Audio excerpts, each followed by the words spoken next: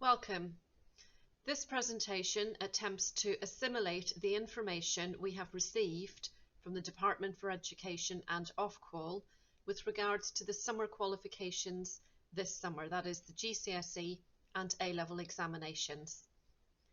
The presentation contains a number of essential pieces of information which we hope as parents you will find useful. There is an opportunity following the presentation to email Mr. Curran any questions which you may need answering. Mr. Curran will lead this presentation. He leads on data and assessment in the school.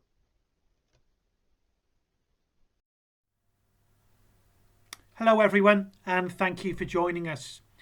Ofqual published their guidance on the awarding of GCSE, AS and A-levels at the end of February, and it was accompanied by this very useful summary for students and for parents as well. A summary really of how grades will be worked out, the evidence that will be used to support those gradings, and information about results and appeals. However, it will be the purpose of this presentation to go into all of these aspects in a little bit more detail. And as Mrs. Conahan has said, you will get an opportunity by emailing me to ask any further questions. Okay, so just a couple of key points about the fundamental principles behind the process this year as published by Ofqual.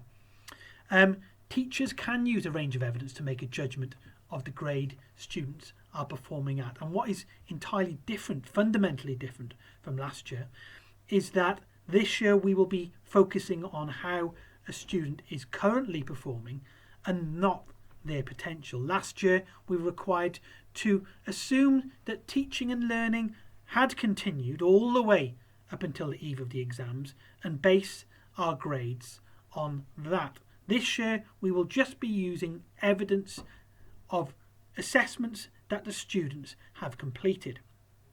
And this can range from assessments taken from right at the start of the course right till the end of the course.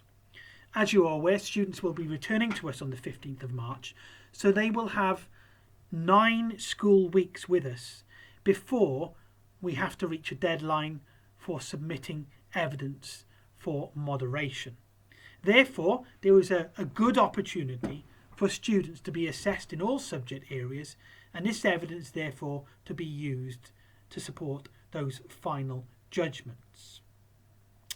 At the same time, please feel reassured that students are not going to be assessed every single lesson of every single day.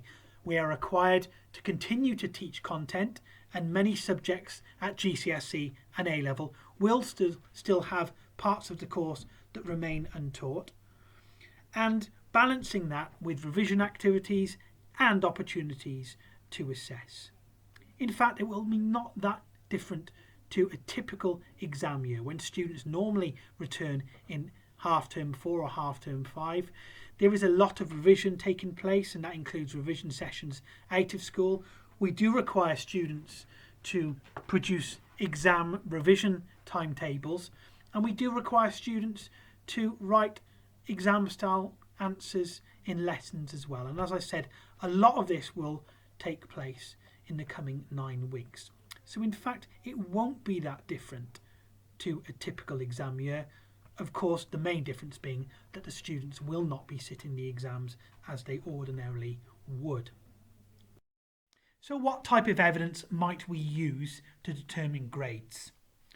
We can use any piece of evidence that has taken place in the entirety of the 2-year course. That can include non-examined assessment, otherwise known as coursework. It could be substantial classwork, internal tests or mock exams, as long as all of these tasks have been linked to exam criteria, for example, past paper questions. In addition to all of this, very helpfully, exam boards are due to publish a range of materials to support assessment in the remaining time students are with us. Students, of course, return to us on the 15th of March, and they have 9 full school weeks until the 28th of May, that cut-off point. Therefore, they should be expecting to be sitting in-class assessments during this period. The exam boards, as I said, will be providing materials such as past paper questions, specimen answers, mark schemes, and advice for teachers on raw marks translating to grades. All of this information will therefore contribute to the final grade of each student in each qualification. And on the 24th of March, for each qualification, we will be publishing to parents and students exactly what pieces of evidence we'll be using to reach that final decision. There will be some involvement from exam boards at some stage, likely to be the last half term of the school year. Exam boards are likely to contact centres to ask for evidence of samples of students' grades in a certain sample of subjects. So they may call 5 students' files for biology, 5 for chemistry, 5 for physics, just to check that the school, the centre, is applying the mark scheme correctly and that the grades that we have submitted are a good reflection of the individual's ability. One thing though it is really important to mention, as part of the Ofqual advice that came to us towards the end of February, this statement that more recent evidence is likely to be more representative of student performance. We're conscious that these courses go on for 2 years and therefore a student is likely to be achieving best towards the end of the course where they have had more teaching and more input. As a result, we will be weighting evidence more on more recent assessments, and they will include those in-class assessments based on those tasks from exam boards that I mentioned in the previous slide. Another important thing to consider as well is that we should always aim to use consistent sources of evidence for a class or a cohort. And by that I mean a cohort referring to a year group. So for example, all students in year 11 will be sitting English language and English literature, and therefore we need to ensure that the 5 or 6 pieces of evidence we're using to determine grades of these students are all the same pieces of evidence from the same task. There will be, in some examples, tiered GCSEs. So for example, there are foundation and higher in both science and in maths, and we will ensure that the questions and assessments that are set for students when they return reflect the foundation and higher levels so that students, particularly higher attaining students, are able to access those higher grades. We will also need to be confident that student work is their own. If I give you an extreme example, if a student has been averaging a grade 6 and then suddenly we take into account a piece of work produced in lockdown in which they are working at a grade 9, we might question whether that work is indeed that student's own work and may question whether we would use that towards their final grade. It is very, very important, and I will come back to this later on in the presentation, that we do a very, very thorough professional job in determining all of these grades. We need to ensure, of course, that all students who get these grades are fully deserving of those grades and, most importantly, are fully prepared for their next part of their educational journey, be that A-level or level 3 equivalent, or indeed university or apprenticeships. A quick word on non-examined assessment. This is tended to be linked to more practical qualifications at GCSE. So for example, drama, PE, dance, product design and food technology. Some of these will have been completed already and some will not. There is no obligation now for schools to ensure that NEA is completed.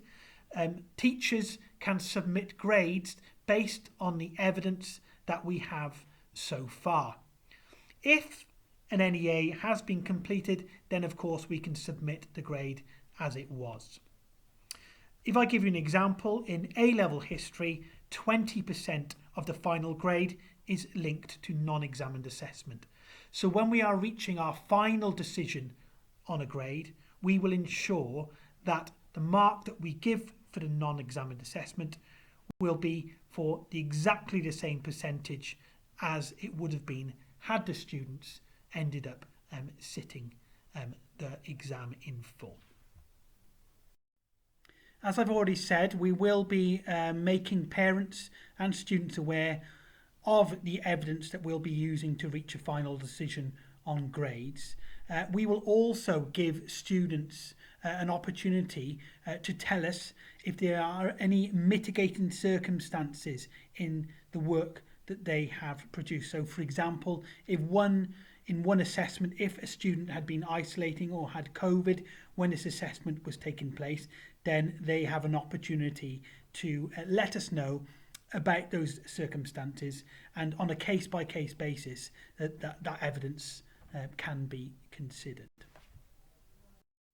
So in terms of the next steps, we have been working hard with heads of department since the announcement from Ofqual at the end of February. They will be submitting plans to us this week for approval in terms of the evidence that they will be using to reach decisions on grades. And this, as I said before, will be shared with you on the 24th of March. This allows for a couple of days for students to clarify the types of things that they would need to look at in preparation for those in-class assessments after the Easter holiday.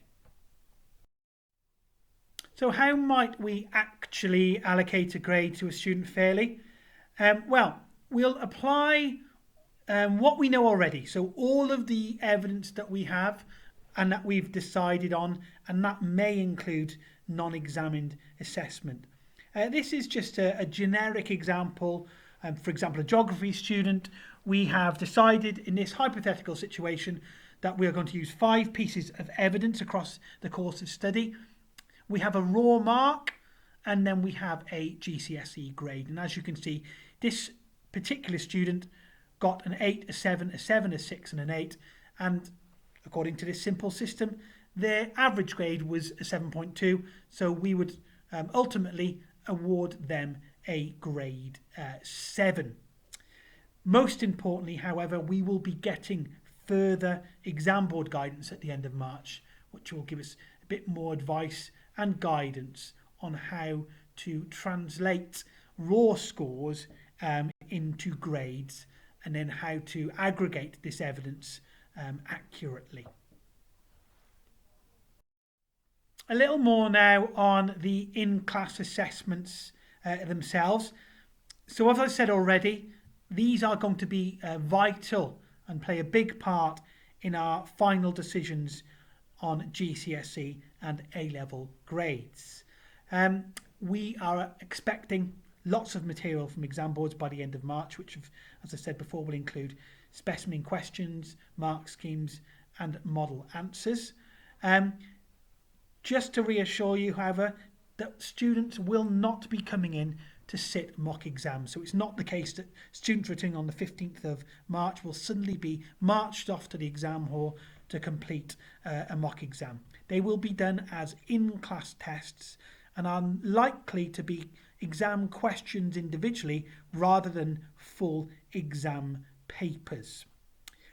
Some departments may feel they have enough evidence already, and by I mean evidence, I mean exam style assessments already. However, the vast majority, if not all of our subject areas, will be accessing these exam board assessments at some stage. Most importantly, we will be planning these assessments carefully, so it will not be the case that students will be doing, for example, 5 exam board assessments a day in 1 week and then nothing the following. We will make sure that they are strategically planned so students are not overwhelmed. However, bear in mind that in any typical year, half term 5 would ordinarily be very busy, and the average lessons would contain revision followed by assessment. And as I said earlier, the next half term 5, will not be too dissimilar to previous exam years, apart from, of course, the fact that students will not be preparing for actual exams. There will be opportunities for students who ordinarily qualify for extra time. So, for example, if we are doing an exam question that is 30 minutes long, then say a student would ordinarily be able to access 25% extra of time, then they would get that extra time in that class to ensure that they complete that assessment to the best of their ability. Okay, quality assurance, really, really important. This quality assurance refers to essentially how we as a centre, as a school, ensure that the information that we're providing to exam boards is accurate. The first stage of that, of course, is in training our staff.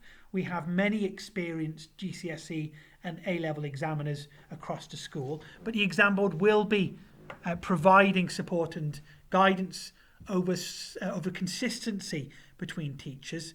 So, for example, before all of these assessments are marked, they might be marked by different teachers, but teachers will be taken through the intricacies of the mark scheme and trained before the marking begins. And then at the end of the marking process, their marking will be compared to ensure consistency across the whole subject and across the whole cohort. Then it could be that the subject leader in, say, for example, English would work with a equivalent school in the Catholic Multi-Academy Trust. So, for example, Delilah English Martyrs, who are doing the same exam board as we are for English, they would work with them to compare their own marking to give it that extra layer of quality assurance. And ultimately, the marking and the grading will be checked at the senior leadership team within school, but also at executive level at the Multi-Academy Trust. This whole process will be really, really rigorous to ensure that at the end of the day, everything that we send to exam boards on the 18th of June, which is the deadline, is a best representation of the ability and performance of our students in all of these qualifications. As I mentioned earlier on in the presentation, GCSE results day falls on the 12th of August, A-level results day 2 days earlier on the 10th, and slightly earlier than previous years. We don't quite know what a results day might look like at this stage. We would like to be able to commit to organising a traditional results day where students come in to pick up their results and speak to their teachers and be congratulated, etc. However, obviously at this stage we can't do that. It may be that if we're not allowed to do this from a COVID secure point of view, then results will be sent to students electronically using their school email addresses, and of course results will be on Go for Schools as well. The $6 million question about when 11 and 13s can leave school is still to be answered. We have raised this with the Department for Education, and as soon as we have an answer of when that official leaving date is, then of course we will update you. Thank you for your attention, much appreciated. I'm conscious that a lot of information has been presented tonight, so if you do have any questions, please do get in touch on this email address, and I'd be happy to respond as soon as I possibly can. We look forward to welcoming back our students on the 15th of March, and we can assure you that we will be working exceptionally hard as staff to ensure they're able to achieve their potential over the next 9 weeks. We are also going to be sharing a very clear message to students on their return, and I'm hoping that you will be able to share that message with them as well. When they do come back, it will be a busy time. We will have high expectations of engagement, of work ethic from all of our students, because everything that we do over the next 9 weeks is going to have an impact on their final GCSE and A-level grades. So it will not be, as I said before, too dissimilar from a typical exam year and half term 5. Once again, thank you for listening, and as I say, we look forward to welcoming all of our students back on Monday the 15th of March.